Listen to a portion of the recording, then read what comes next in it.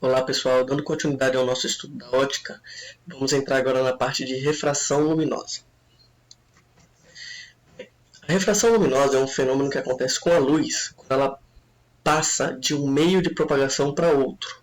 Por exemplo, quando a luz do Sol vem pelo ar e entra na piscina, iluminando o fundo da piscina, essa luz ela sofre uma refração ao passar do ar para a água.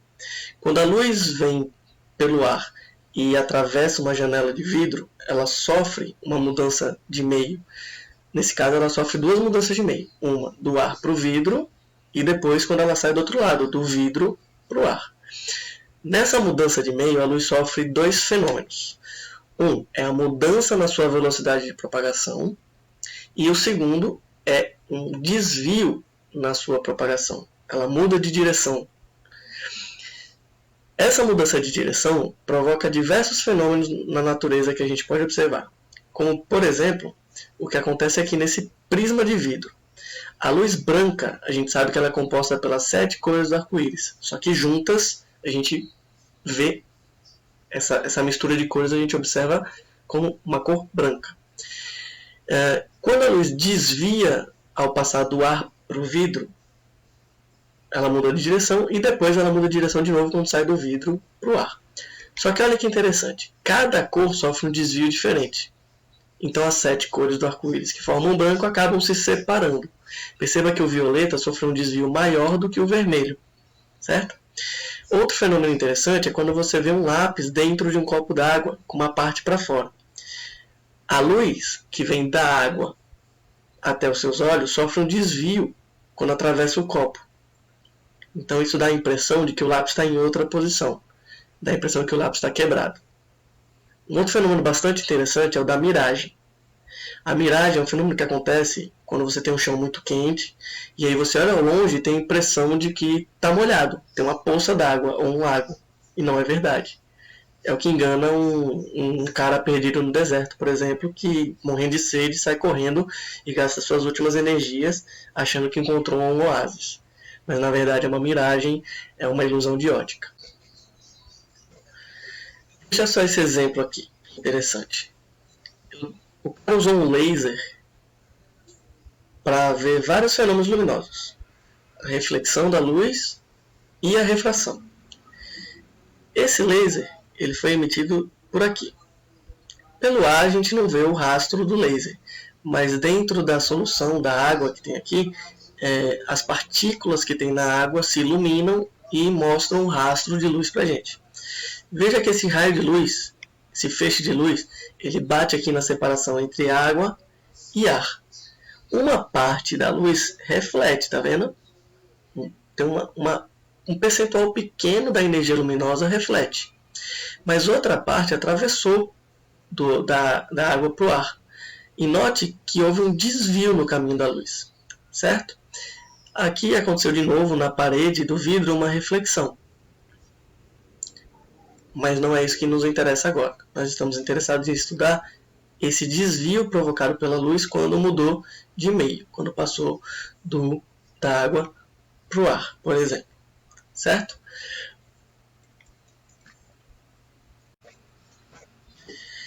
Para poder estudar o fenômeno da refração, poder calcular quantos graus aquele raio foi desviado, a gente precisa de algumas grandezas, conhecer uma grandeza importante primeiro, que é o índice de refração.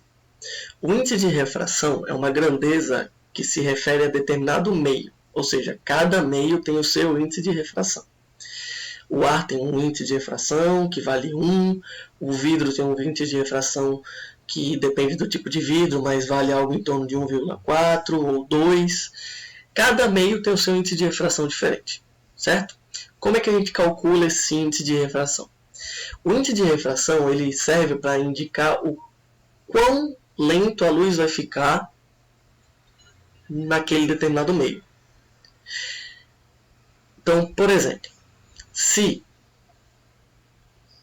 no ar a luz é mais rápida do que quando se propaga pelo vidro, o índice de refração do vidro é maior do que o índice de refração do ar, porque ele tornou a luz mais lenta, porque o vidro tornou a luz mais lenta.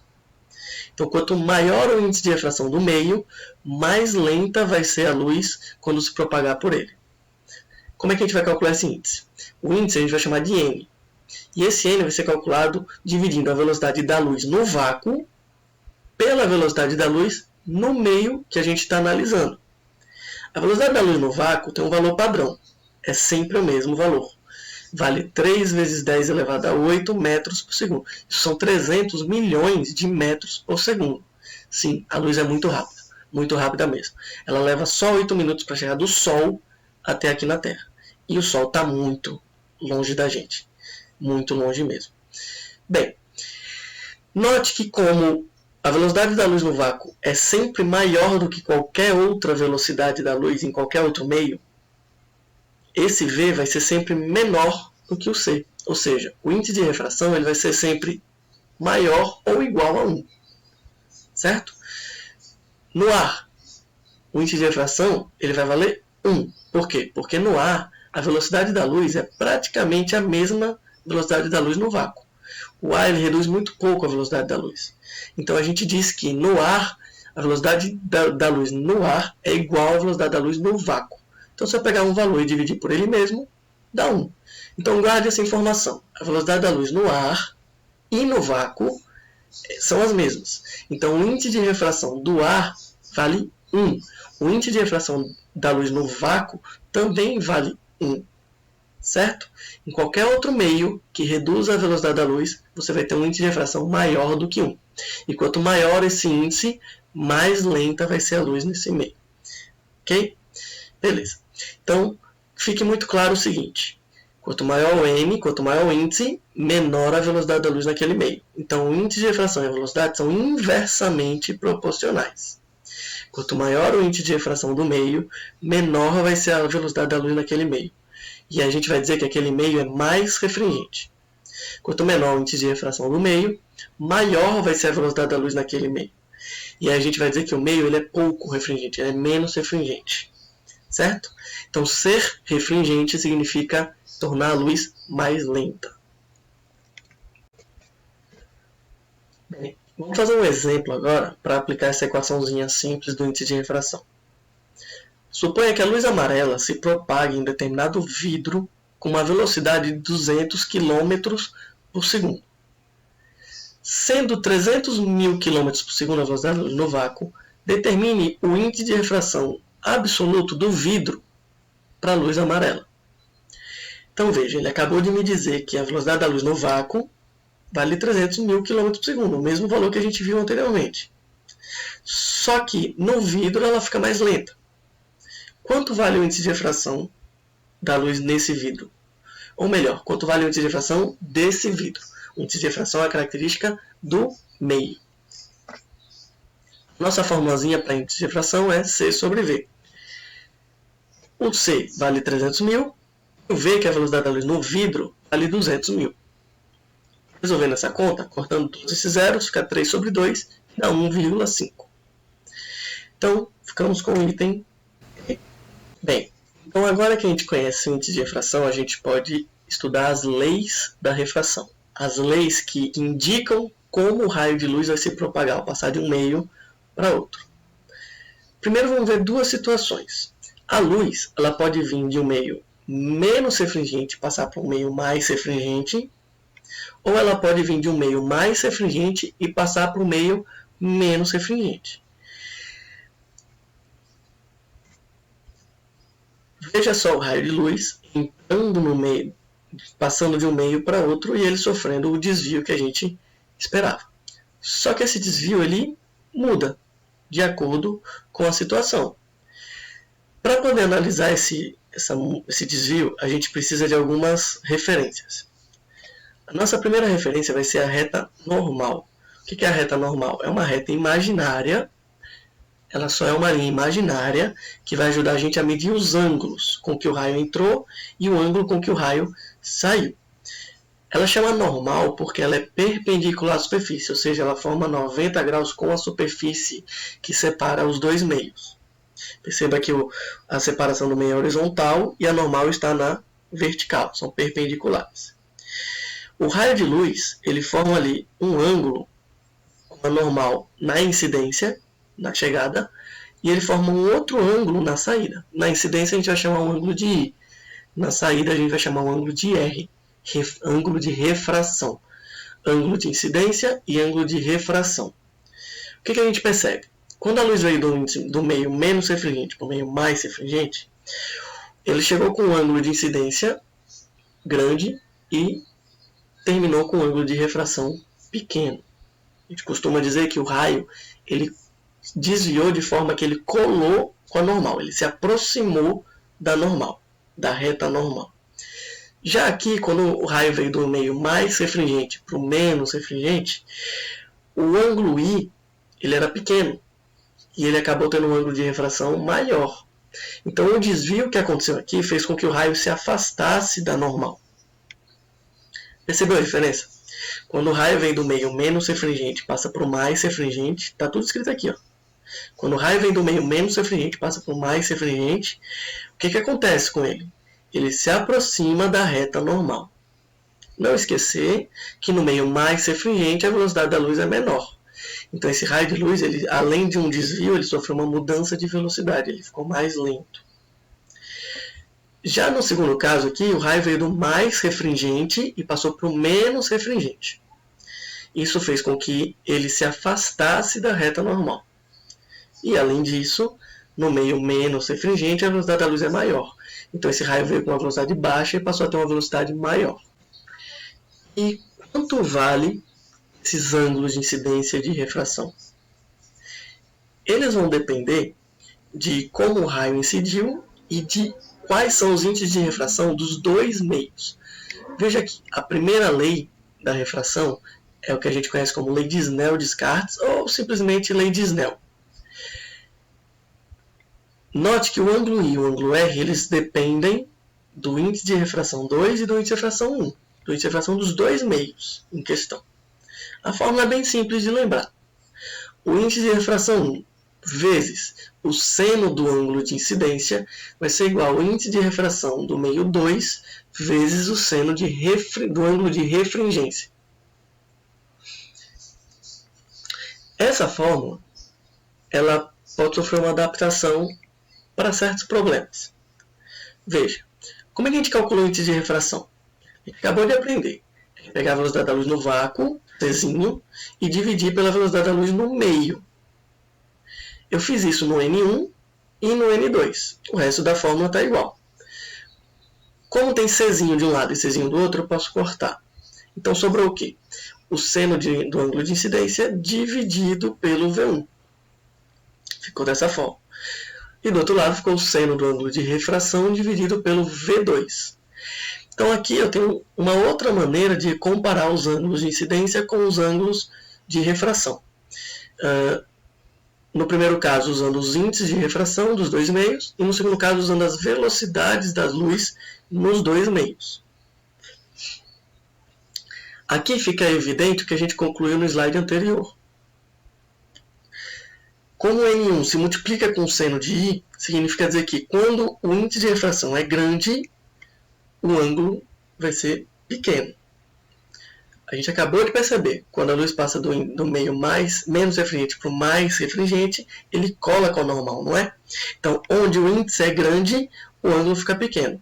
Onde o índice de refração é pequeno, o ângulo fica grande. Com relação à velocidade, o raciocínio é o contrário.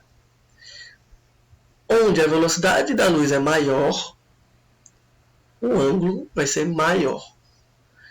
Onde a velocidade da luz é menor, o ângulo vai ser menor. Existe uma outra lei da refração que diz que os raios incidente, refratado e a reta normal são coplanares. Ou seja, esse raio incidente, esse raio refringente e essa reta normal, elas têm que estar no mesmo plano.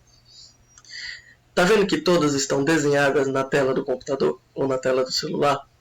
Eu não poderia ter uma situação em que o raio de incidência e a normal estivessem na tela e o raio de refração saísse da tela, porque ela estaria saindo do plano.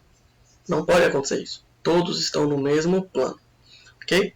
Muito bem, então essas são as duas leis da refração. fazer um exemplo para aplicar a primeira lei da refração, a lei de Snell. Na figura, um raio de luz monocromático se propaga pelo meio A de índice de refração 2. Note que o índice de refração não tem unidade. Esqueci de falar isso antes. Índice de refração não tem unidade, certo? Com base nessas informações, determine o índice de refração do meio B. Aí ele me deu aí o seno de 37 graus, que vale 0,60, e o seno de 53 graus, que vale 0,80. Devemos concluir que o índice de refração do meio B vale quanto? Então veja, eu tenho os ângulos de incidência e de refração e tenho o índice de refração de um dos meios. Se eu aplicar a lei de Snell, eu posso descobrir o índice de refração do outro meio. Todas as informações, só falta uma. Quem é o NA? O NA vale 2. Quem é o NB? Está desconhecido, quero descobrir. Quem é o seno de I? Quem é I, na verdade? Que ângulo é esse? Olhando a figura, a gente chutaria naquele 53, né? Mas muito cuidado. O ângulo de incidência não é aquele ângulo de 53 graus que está indicado aqui. Esse ângulo ele é o ângulo de fora. Ó. Ele está conectando o raio à superfície que separa os meios. O ângulo de incidência ele é medido entre o raio incidente e a reta normal. Então, cuidado com essa pegadinha dessa questão. Esse ângulo é o ângulo de incidência. Então, o I vale 37 graus. Já do outro lado, eu tenho que esse ângulo aqui, ele também não é o ângulo de refração. O ângulo de refração é medido entre o raio refratado e a reta normal que está aqui. Ó. Então, ele vale 53 graus. Mas como é que eu sei que aqui vale 37 e aqui vale 53? Porque eu sei que da superfície até a reta normal tem que ter 90 graus. Se aqui tinha 53, aqui tem que completar 90. 90 menos 53 dá 37. Aqui é a mesma coisa. Tinha que ter a altura aqui 90 graus. 90 menos 37 dá 53. Por coincidência, os valores se inverteram. Mas foi pura coincidência, certo? Bem, então vamos resolver a nossa continha. Substituindo os valores dos senos que estão dados na questão, 137 vale 0,6 e 153 vale 0,8. Eu posso calcular o valor de NB. 2 vezes 0,6 dá 1,2, igual a NB vezes 0,8. Passo 0,8 dividindo e eu posso calcular o valor de 1,5 para o índice de refração do meio B. Note que o meio A tinha um índice de refração igual a 2 e o meio B tem um índice de refração igual a 1,5. Então o raio ele passou do meio mais refringente para o meio menos refringente. E por isso ele se afastou da normal. Certo? Bem, vamos fazer mais uma questão. A luz se propaga no vácuo com uma velocidade de 3 vezes 10 a 8 metros por segundo. Nenhuma novidade até aí. E no vidro com uma velocidade menor de 2,5 vezes 10 elevado a 8 metros por segundo. Então note que no vidro a luz é mais lenta. Então o vidro ele é mais refringente que o vácuo. Considere que um raio de luz se propaga do vidro para o vácuo e incide com 30 graus na superfície que separa os dois meios. Determine o seno do ângulo de refração entre eles. Então, o ângulo de incidência foi dado, a velocidade da luz no meio 1 e no meio 2 também foram dadas, e ele quer o seno do ângulo de refração. Bem, eu vou usar essa segunda fórmula porque ele não me deu os índices de refração dos dois meios. Eu até poderia descobrir, mas daria um trabalho a mais e não preciso passar por isso. Então a gente tem uma equação que relaciona as velocidades da luz nos dois meios com os ângulos de incidência e de refração. Se ele tivesse me dado os índices de refração, eu teria usado aquela outra equação da questão anterior. Beleza. Ali eu coloquei que o seno de I sobre a velocidade da luz no vidro, eu tenho essas duas informações, é igual ao seno de R sobre a velocidade da luz no ar. Ali era para ter dito vácuo. Mas não causa problema porque a gente sabe que no vácuo e no ar a velocidade da luz é a mesma. Certo? Substituindo os valores, o seno de incidência é o seno de 30 graus. A velocidade da luz no vidro é 2,5 vezes 10 a 8. O seno de R foi o que a questão me pediu. Note que a questão não pediu o valor de R, a questão pediu o valor do seno de R. E a velocidade da luz no ar, ou no vácuo, é igual a 3 vezes 10 elevado a 8 metros por segundo. Eu posso cortar o 10 elevado a 8 dos dois lados. E substituir o seno de 30 graus também pelo valor dele, meio. Basta lembrar daquela tabelinha de seno e cosseno que a gente tanto conhece. Bem, 1, 2, 3, 3, 2, 1, tudo sobre 2, raiz em quem não tem 1. Olha ela aí do lado. Bem, continuando as contas, eu posso cruzar as informações ali e multiplicar 3 vezes meio de um lado, que vai dar 1,5, e do outro 2,5 vezes o seno de R. Passo 2,5 dividindo e resolvendo a divisão vai dar 0,6.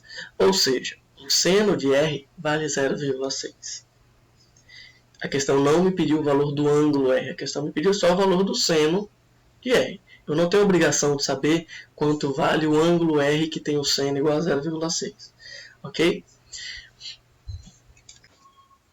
Bem, galera, então assim a gente termina essa primeira aula sobre refração da luz.